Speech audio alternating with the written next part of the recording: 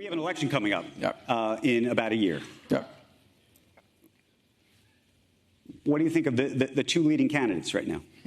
Oh God, I'm not going to tell you. You're not going to tell me? I did come out and make a nice statement about Nikki Haley. You did. You've been talking to Nikki Haley. Very liberal, yes, I have. Even if you're a very liberal Democrat, I urge you, help Nikki Haley too. Get a choice on a Republican side that might be better than Trump. And is that your view, that it's anything but Trump? I would never say that, because he might be the president. I have to deal with that too, and But when he was the president, you said critical things about him. Yeah, I don't mind criticizing the president. Yeah.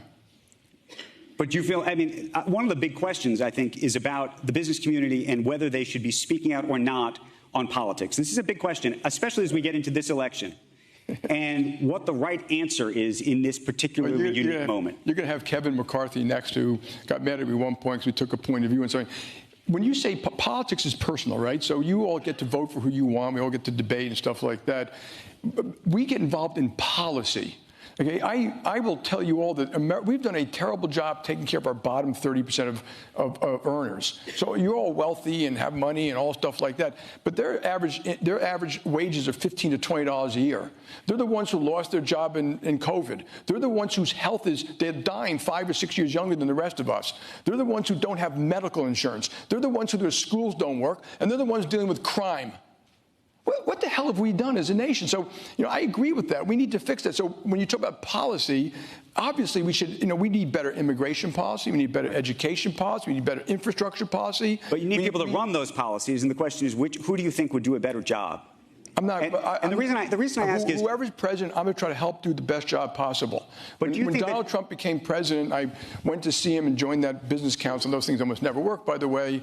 And I left it the second Charlottesville happened. My daughter wrote me a long, elegant letter about, basically anyone. How could you, Dad? She quoted Martin Luther King at the end.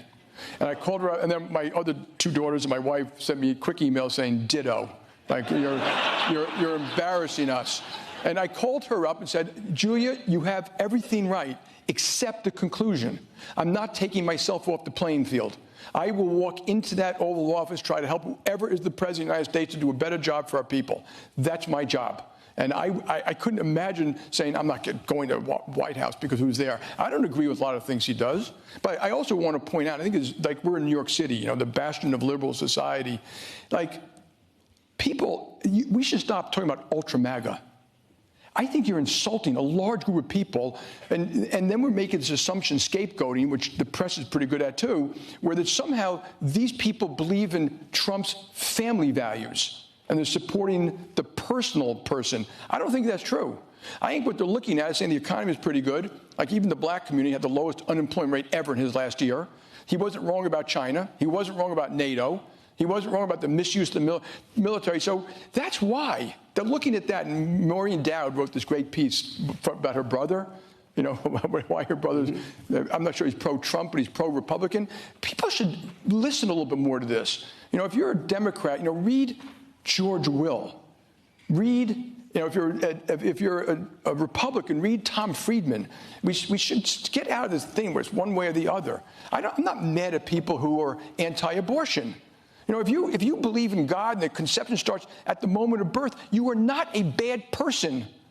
And I just think people have to stop denigrating each other all the time because people take a point of view that's slightly different than yours. And that, we're a democracy. People should vote and solve some of these issues. Okay, but then and they won't always be what you want.